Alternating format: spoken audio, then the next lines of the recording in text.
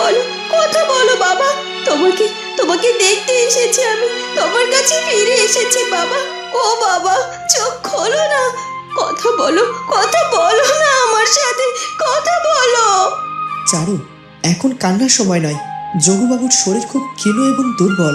আমাদের এখনই ওনাকে বাড়িতে নিয়ে যেতে হবে। কেউ কবিরাজ মশাইকে খবর দাও। হ্যাঁ রাজপুত্র অরুণ, আপনি ঠিকই বলেছেন। শিগগির আমার বাবাকে সৈন্যদের দিয়ে বাড়িতে নিয়ে যাওয়ার ব্যবস্থা করুন। এরপর রাজপুত্র অরুণের আদেশে সৈন্যরা ধরাধরি করে যোগুবাবুকে তার জীর্ণ কুটিরে নিয়ে যায়।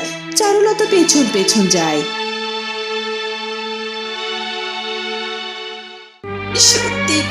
সত্যি কি আমার উপস্থিতিতেই বাবার এমন দশা হলো, নাকি আমার অনুপস্থিতিতে?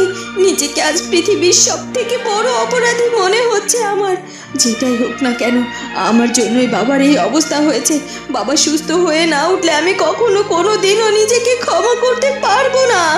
এভাবে নিজেকে দোষারোপ করো না চারু, সব ঠিক হয়ে যাবে। আমি যদি আজ না আসতাম, বাবা হয়তো বা এভাবে উত্তেজিত হতো না। আমার রাজকীয় পরিচয়টা কি বাবার সাধারণ জীবনকে পিষিয়ে দিল? হে বিধাতা, বাবার কিছু হলে আমি নিজেকে ক্ষমা করতে পারবো না। ঘরের ভেতরে প্রদীপের ক্ষীণ আলো, যোগুবাবু জ্বরের অঘরে, চারুলতা বিছানার